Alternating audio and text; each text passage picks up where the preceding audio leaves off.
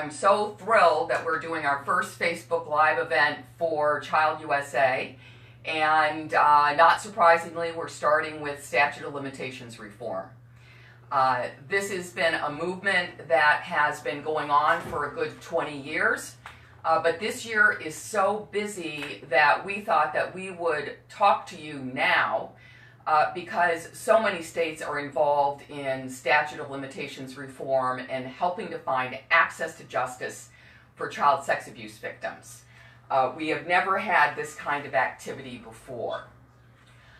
I'm Professor Marci Hamilton. I am here with my wonderful staff, and I'll be introducing them later in the proposal.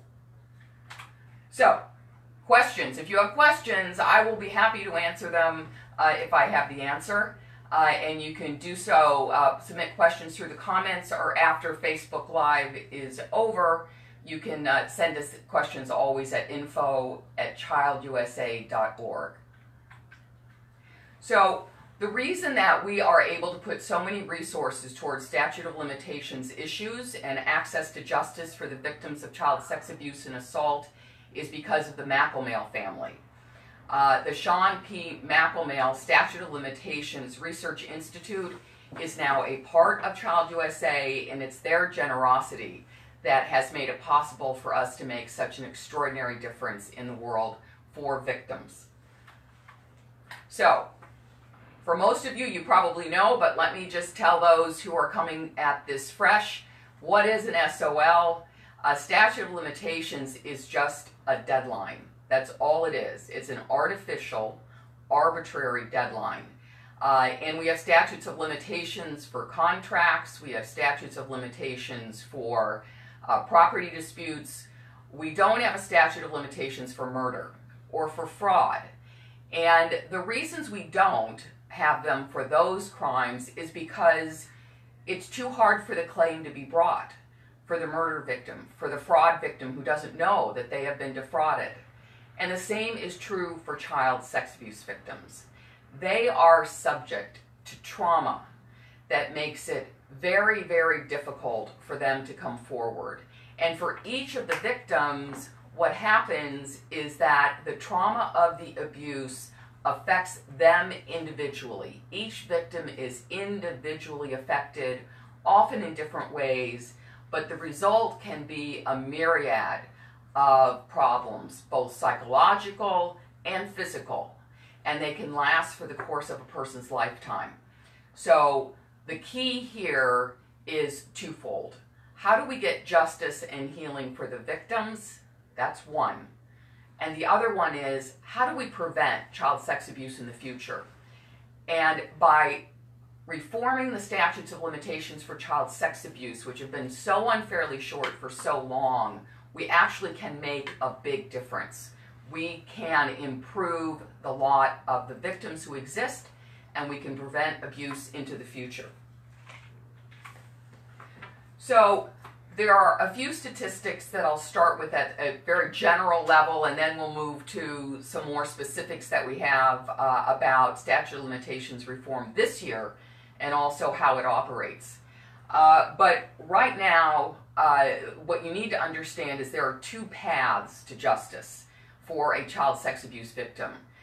There's either criminal prosecution against the perpetrator and sometimes the institution, or there are civil lawsuits that are possible against the perpetrator and the institution.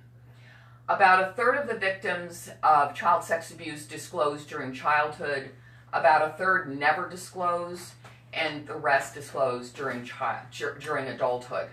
So what that tells you is that we know that the average age, according to the best science right now, for a victim of child sex abuse to come forward is 52. Now, in many states, the statute of limitations was 2 years past the event. Sexual assault of a 6-year-old, and that child would have had up until 8. And then as history moved on, they had until age 18 plus 2 years. We now see that even that is not long enough for the vast majority of the victims. And if we want to learn who the people are that are endangering our children, we have to empower the victims to be able to come forward. You know, today we have what we call the Me Too movement. And the Me Too movement has been, in many ways, good for women, sexual harassment claims. It's also been good for encouraging people to tell their stories.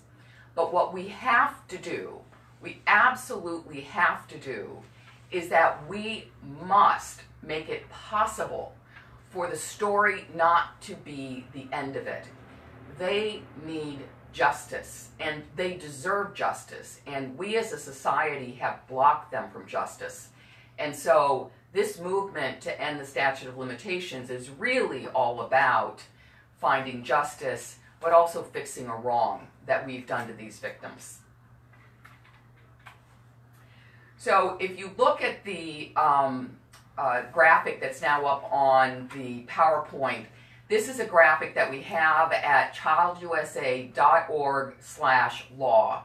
If you go underneath the 50-state map, which has all 50 state statutes of limitations, but also the medical neglect statutes and also extreme religious liberty statutes, you scroll down, you'll see the delayed disclosure chart. This is very helpful if you're talking to lawmakers or policymakers and they really don't understand what's wrong with these people. Why don't they come forward? And the answer is they don't come forward because of the trauma. And because of the science of child traumatology, we now know that the average age is at 52 as opposed to 20 or 8 as it used to be. This year is a banner year. Last year, about 15 states considered statute of limitations reform. Hawaii passed an extension of their window, and I'll talk about windows in a minute. California passed a window, but the California governor vetoed it last year. So the only thing we got last year was an extension of something that was already in place in the state of Hawaii. And kudos to Hawaii. A 6-year window is pretty amazing, but that was it. This year we have 39 states that are considering either reviving expired civil statutes of limitations, extending or eliminating the civil statutes of limitations, or extending or eliminating the criminal statute of limitations. If you take all of that together, that is a huge uptick. And what people say to me is, what happened, right? What was the sudden change? Well, it wasn't sudden.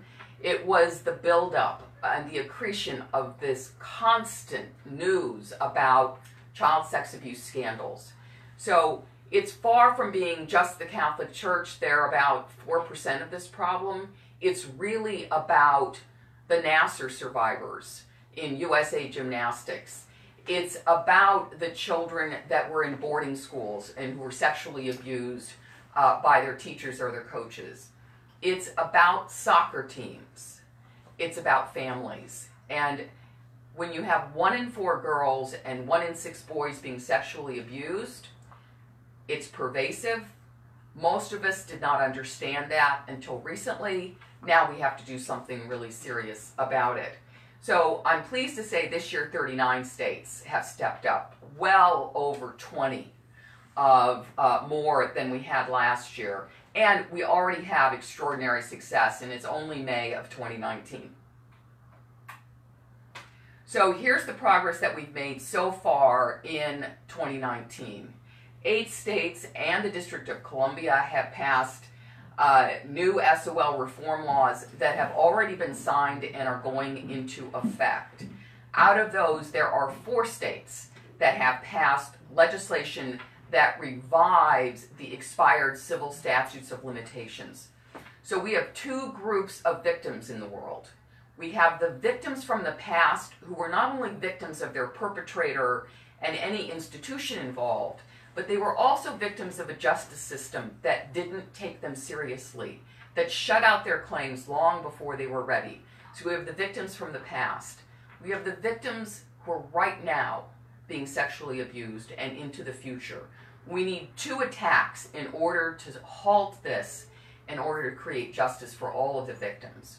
For the victims from the past, the only thing we can do is to revive the civil statutes of limitations. California tried to revive both criminal and civil statutes of limitations.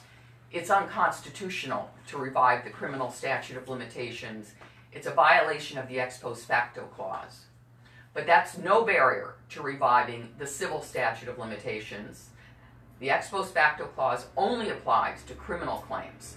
So, what do? We try to find a way for the victims from the past to pass what we call windows, or simply reviving their expired civil claims. 8 states have already looked into that. We have 4 states that have passed window legislation.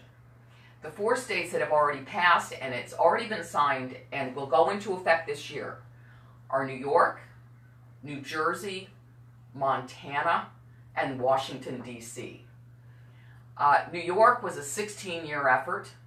New Jersey was at least a 14-year effort. And Washington, D.C. and Montana were pleasant surprises. But why did they happen? Because the environment that's been created by the scandals and the public understanding has made this something that lawmakers will support now. There was a time 16 years ago in New York where the very first press conference that was called on this issue with me and our sponsor garnered no press at all. There was nobody there. Nobody was going to listen to this crazy idea of doing something for the victims from the past. That's now become the saner idea, and that's why we see so much activity now. 12 states have passed SOL reform bills generally, so 4 more are waiting to be signed into law. We had 39 states total this year so far. We've had to update it almost daily as states have lined up to do this. And at this point, the statistics at the bottom of this slide are the summary of what states have done cumulatively overall. So at this point, we have 12 states in the District of Columbia have revived expired civil statutes of limitations. We have 42 states with no criminal statute of limitations, at least for felonies, and we have 9 states with no civil statute of limitations. Those are gigantic achievements, but as you can see, until we have 50 states plus DC, we won't be done with making sure that all victims get the justice they deserve and they aren't left just telling their story and being left outside the courthouse. So this is the map of the United States right now. This remarkable map is just activity this year. And we are so fortunate to be able to have a staff here at Child USA that is far more sophisticated than I am on these issues and puts together these kinds of graphics. You can find this map on the Statute of Limitations landing page on the home page of childusa.org. So we certainly celebrated when New York passed. It's been 16 years. But to be honest, the reason I'm clapping there is because in the end, what happened is that the primary opponent to child sex abuse statute of limitations reform in the state of New York was Cardinal Dolan. And of course, Cardinal Dolan in the end supported the bill. And why would they support these bills? They support these bills in the end because the bishops in many of the states are setting up compensation funds. They are trying to reach settlements ahead of this kind of legislation. And what that tells you is that statute of limitations reform is inevitable. Even those who are most opposed are finally seeing that this is the way that we have to go if we're going to solve the problem. New York took an army, New Jersey took an army, and this is the army that worked on the New Jersey bill. Now, what's different in New Jersey is that the child sex abuse statute of limitations window, the revival window in New Jersey, is good for child sex abuse victims for 2 years. It will open on December 1st, and that's just amazing. And it's good for every victim, victims of families to victims of sports, victims in schools, public or private. But The truth is that it is also very innovative, because the window in New Jersey that has just been signed into law also revives claims for people who were sexually assaulted as adults. That is the new wave. So the child sex abuse statute of limitations movement has been going on now for a good 20 years. And what's happening is we're all seeing that rape victims who are raped as adults also struggle to come forward, also need justice. New Jersey is the first state to do this so that both child sex abuse victims and adult victims of sex assault are able to sue their perpetrators and sue the institutions that let it happen. So, the most important thing I think I can tell you today is that this legal reform is not just about victims, and it's not just about their families, and it's not just about the institutions, and it's not just about the perpetrators. It's really about the entire society. There is a common good that's created by SOL reform, and the common good is that everybody needs to know who are the hidden child predators amongst us, who are the grandparents, who are the teachers, who are the clergy members. We need to know that. Everybody needs to know that. But of course, most of all, parents need to know that. And that's one of the results and benefits of SOL reform. The second is that we have had a system with very, very short statutes of limitations. And what's happened is that the victims and their families and the government have had to bear the burden of the cost. And so what statute of limitations reform does is that it shifts the cost from the victim and their families to the ones who caused it. So when you are able as a victim to bring a lawsuit that might have expired earlier, and now you can revive that claim, you are, under the American system of justice, entitled to compensation from the ones who caused you the harm, the ones who caused you the damage. So instead of the taxpayers and instead of the individuals who are the victims bearing the cost, what American justice does with statute of limitations reform is it shifts the cost from you as the victim to the ones who caused it. It makes the ones who are at fault responsible. It's just fundamental fairness.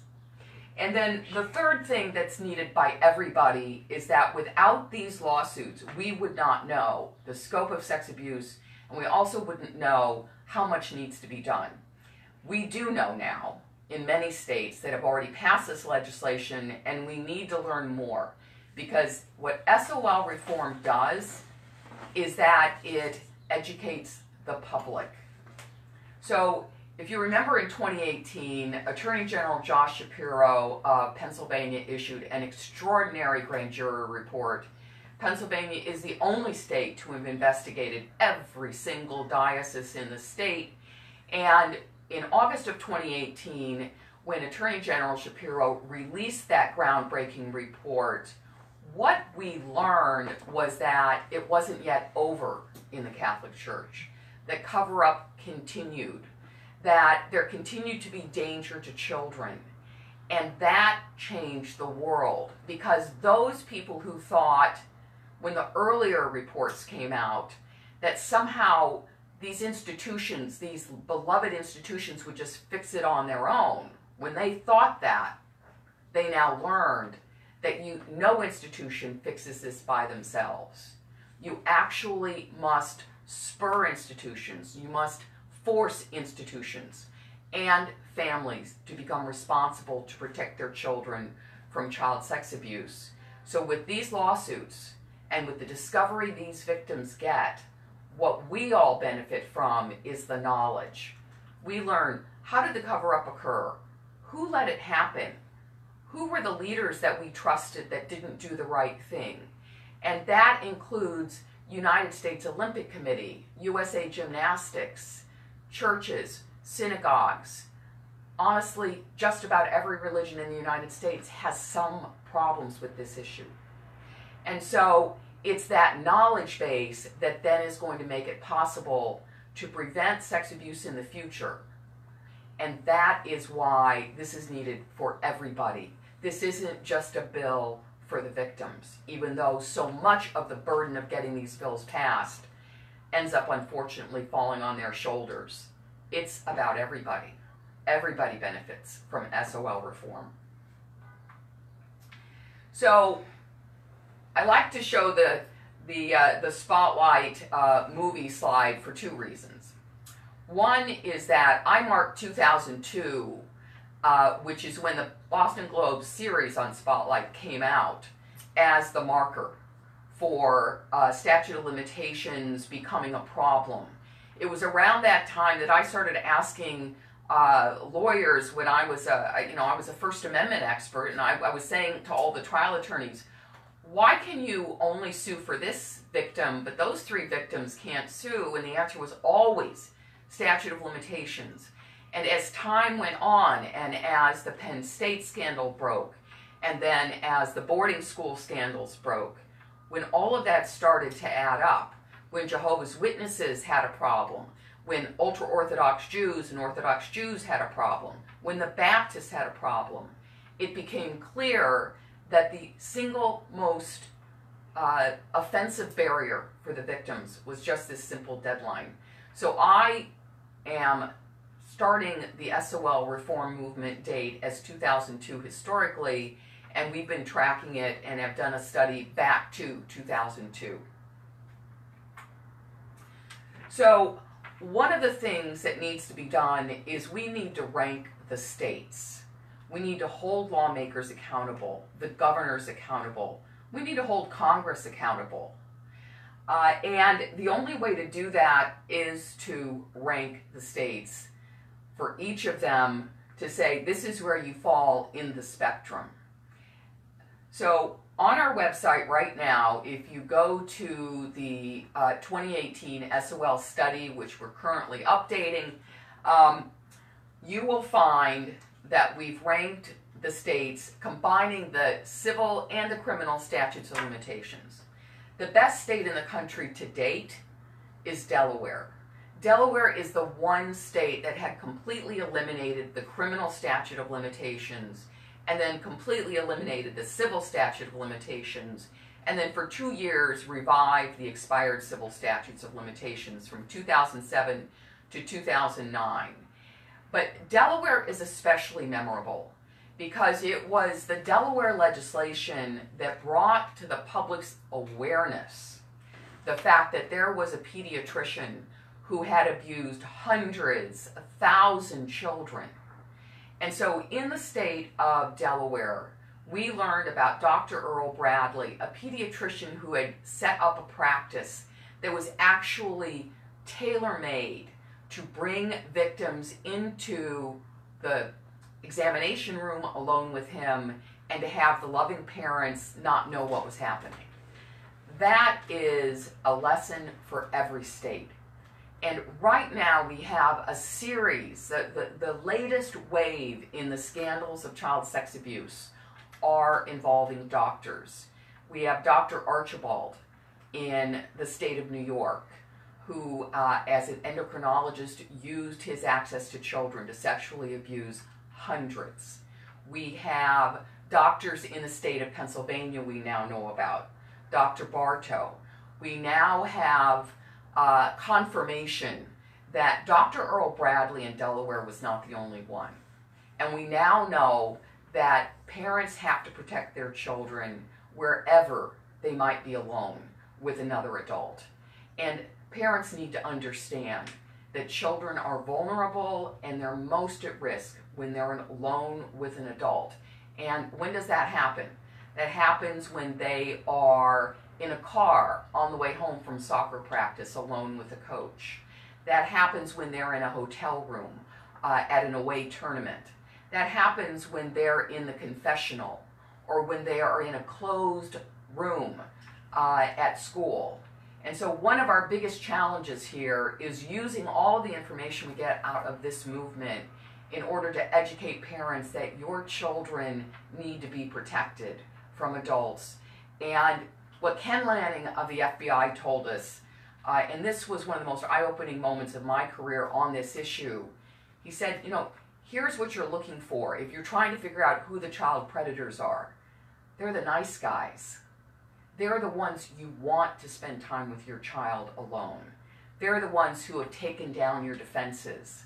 We all need to understand that children are inherently vulnerable and need a loving adult, a caring adult to stand between that child and anybody that could potentially hurt them. In terms of the criminal statute of limitations rankings, there are states, 42 states so far, that have completely eliminated the criminal statute of limitation for some felonies, for rape, for indecent assault. But in many states, they have not yet gone the full limit of eliminating the criminal statute of limitations for both felonies and misdemeanors. Now, you know, you may ask, why would we go that far? Why would we have that kind of expansive elimination of statutes of limitations for child sex abuse? And the answer is the way that trauma operates. It is simply a fact that a child who is touched over their clothing may, as an adult, have more severe damage and need more support than the child who is raped, because of the fact that trauma operates on the child as they are. The child who's been previously abused, the child in an unstable home. Those children are at high risk. And for them, even what in the past we would have said, oh, come on, get over it. That's no longer the way we have to look at it. We have to understand that even misdemeanor sex abuse can have long-time, lifetime effects on a child that are negative and that cost that person their livelihoods, their lives, but also that cost society.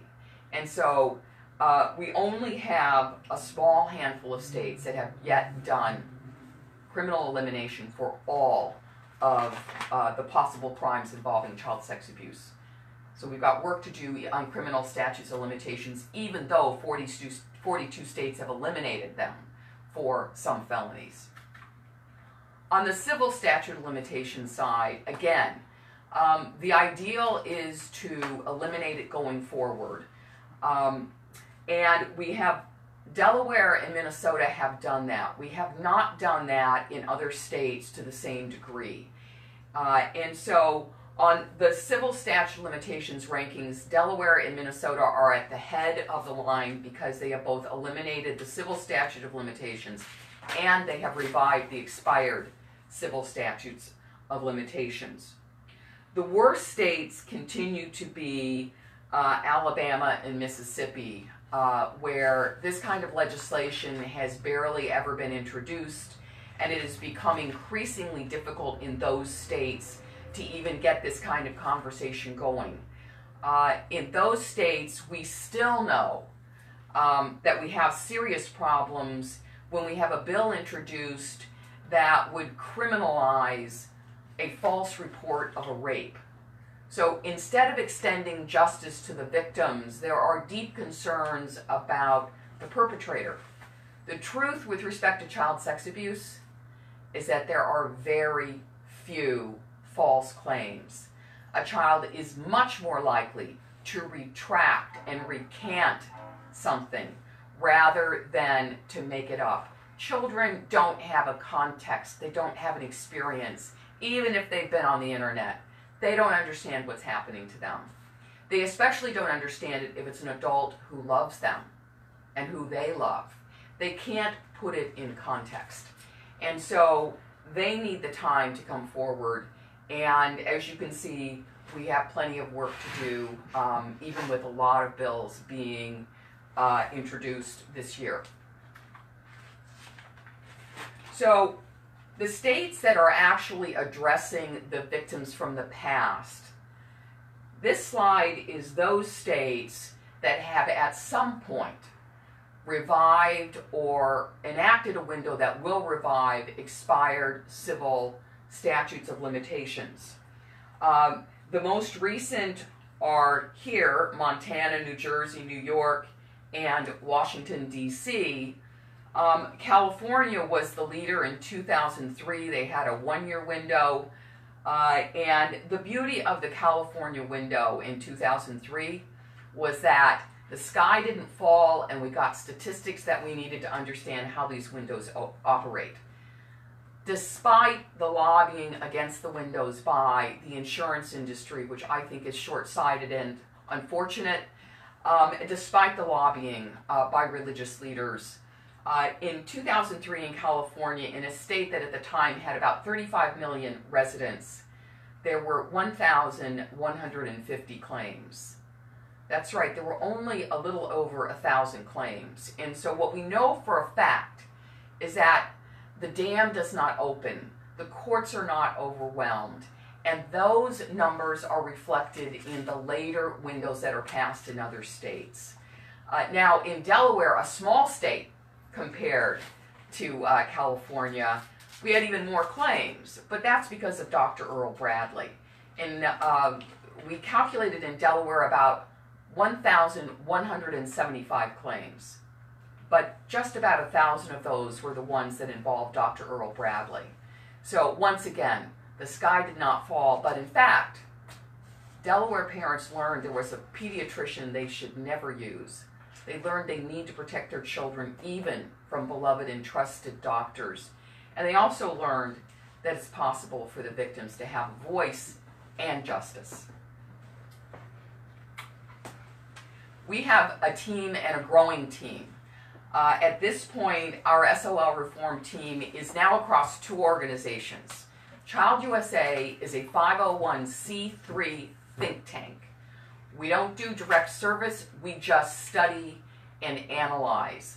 We study the side of it from the social science, the side of it from the legal side of it, and then we put those together to make recommendations and pursue the best policies to protect children from all abuse and neglect. We have Alice Hannon is working with us. She's a former student of mine from Cardozo Law School. She is our part-time staff attorney on SOL issues exclusively. All of her time is dedicated, all the wonderful statistics on the site, all of the 2019 statistics. Thank you, Alice. Allie Boren is heading up our legal department, and she's working on testimony for each of the states that needs it, and also for helping to track these bills as we have so much going on. We're in the process of interviewing and hiring 2 legal fellows. We're hoping to hire individuals who have graduated from law school, either recently or maybe not so recently, to be fellows with our institution for at least a year, possibly 2 years, and to do legal research that's on the cutting edge of child protection. So we will be adding some more pictures here by the time we have our next Facebook Live event. But we've started a 501c4. 501c3s, Child USA is limited to advocating for specific legislation to 20% of our activity. And so we need, in addition to doing all of the studies and the data and the tracking and everything and setting out the white papers on these issues, we also need a 501c4. And the 501c4 nonprofits are the ones that are permitted to lobby and to engage in advocacy. And I am absolutely thrilled that Catherine Robb, a dear friend from the wars in New York for the Child Victims Act, has taken on the role of executive director. And so we now have a sister organization, Child US Advocacy. And Catherine Robb is the executive director. She's already been amazing and is working in state after state. And she will be the source for working on specific bills in specific states using all of the information that we have on our site and that we're building in the background as we continue to work on these issues. We are very excited to announce that tomorrow there will be an announcement, and it will be the Leadership Council joining forces with Child USA. The Leadership Council is a very distinguished group of social scientists, lawyers, and policy experts that has done amazing work pushing back against junk science in the field and working to get the facts out there so that we do a much better job of protecting children from abuse and neglect. We are thrilled that we are going to be able to incorporate Leadership Council in the sense that they will be an advisory committee to us, and their resources will go into all of the initiatives we work on. And we are really looking forward to working with Joanna Silberg, who has been the president of Leadership Council, and all of its distinguished and amazing members. So tomorrow, please note there'll be a press conference or a press alert, and we'll let you know. We will be having a series of Facebook Live events on each of our initiatives at some point over the course of the year. And just keep an eye out for a child marriage roundup, for work that we're doing on the abuse and neglect of athletes, including our independent commission studying the Nassar scandal, the Game Over Commission. We are looking at very closely work on how to increase vaccination rates for children from two fronts, both eliminating the religious exemptions and also making it harder for parents who aren't following the science to let their children down and not to vaccinate them. And we're also working very hard on family court reform. There are far too many children in the family court system who've been abused by a parent and who are being given to that parent, and that parent has gotten custody. That's something we're focusing on, and we will have an event for that in the future. So thanks very much. I hope you'll visit our website, and now I will answer some questions that we've gotten from my trusty helpers. So the first question is, will more states likely follow New Jersey's lead? I think it's hard for those states not to follow New Jersey's lead of providing a window of revival for both child victims and victims who were adults. The logic is just in our public consciousness now. So I expect to see this replicated in other states. But on the other hand, it is still a mano a mano fight. It is still a battle to get these bills passed. The fact we have 39 bills introduced and the fact we have so much success so far this year is only because of the accumulation of work of many people over many years. So should that be the future? Yes, we hope it is the future. But it's going to take tremendous effort on the part of organizations working together, banding together, and helping each other make sure this happens. The second question is, how has the Me Too movement helped bring awareness to child sex abuse? So, the Me Too movement was really started, the phrase was started before it was even a hashtag, in the context of a child sex abuse issue. But when the Weinstein scandal hit and we had the October birth of the hashtag Me Too, in many ways the movement shifted and was no longer focusing on children and was really focusing on women. Women who are subjected to harassment through their employment, or women who are subjected to harassment at work from everyone around them, or because they were raped. So the Me Too movement now is synonymous in many ways with adults. And the child sex abuse issues in a lot of ways have dropped out. The large fund that was created early in the Me Too movement was solely for adults. But we support the Me Too movement's spirit. And the spirit is empowering victims of sex abuse, harassment, and assault. And the spirit needs to lead to legal reform. It is not enough for the many, many women and men who have been sexually abused or assaulted to be told, go tell your story, stand up in public, Talk about the things that are most humiliating or embarrassing and disempowering to you. And then go back home and get your act together. That's not enough. We must provide justice for these victims. We must give them openings. And so the Me Too movement will not bear fruit until we have justice for the child sex abuse victims and now the adult victims that are now coming into the same space. Let's see, the third question. Where can I find resources for the state I live in? So if you go to childusa.org/law and you go to the map, everything with Child USA is some version of blue. As you might have told, I really like blue. And so go to the blue map and click on your state, and it will come up with the civil statute of limitations, the criminal statute of limitations. It will tell you the age of marriage in your state, the age of consent. So there is a tremendous amount of information state by state. We update this on a regular basis.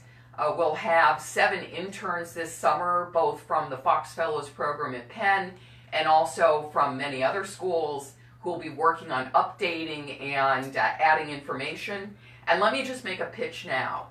If you know about statute of limitations bills in your state, if you know about injustice in your state, if you know about anything involving these issues that you think we're not covering, please contact us. And you can email us at info@childusa.org. Okay, 2 more questions, and then I will let you go to lunch. Can you bring civil and criminal claims at the same time? Theoretically, you can, but what usually happens, and what really should happen in most circumstances, is that if you are in statute for both criminal and civil, the criminal prosecution should go forward first, and the civil claims should be held back until that criminal prosecution is done. The last thing that we want to do is to get in the way of the prosecutors being able to build the case and to put a perpetrator in jail or to provide fines for an institution that's doing the wrong thing. So criminal first, civil second. The tragedy is that for the vast majority of victims in the United States right now, their criminal statute of limitations probably expired. And so their only option is a civil claim, and then the question is, does the state have a statute of limitations that fits their needs? And that's what we're all working on together. And then last but not least, we have someone asking about parental alienation. So parental alienation is a theory that has been popular in the family courts. It is very simplistic, and it is simply misleading in family court cases, and often leads to a family court judge thinking erroneously that a child can be safe with someone who the parent says is sexually abusing the child. What parental alienation means is it's a theory that says, let me give you an example. The mother is distraught. She has just found out that her child was sexually abused by her spouse. She is now desperate to get this child away from this perpetrator, her husband. And so what she does is, in hysterics, she goes into the courts and she says, you must protect my child. This man must no longer have any access to this child. Sadly, the lawyers for the husband will argue that she's just trying to alienate the father from the child, that she's just standing between them, that this is something selfish on her part, and therefore she is guilty of parental alienation. She needs to stop saying that her child is being sexually abused, even if the child is. She needs to be muffled, and then the court might even just give the custody to the father. Why? Because he's cool and calm, and the judge erroneously believes that the mother is not stable and that the father wouldn't ever do this. We need to do a better job of educating our family court judges. This is a crisis. It's a child sex abuse crisis in the United States. It's another issue we'll be working on. So I want to thank you so much for coming today. Are there any other questions, staff, team? I want to thank Sarah Williams for manning the camera and setting it up. I want to thank Jillian Ruck for this amazing PowerPoint. You can be certain I did not do it, nor did I set up the camera.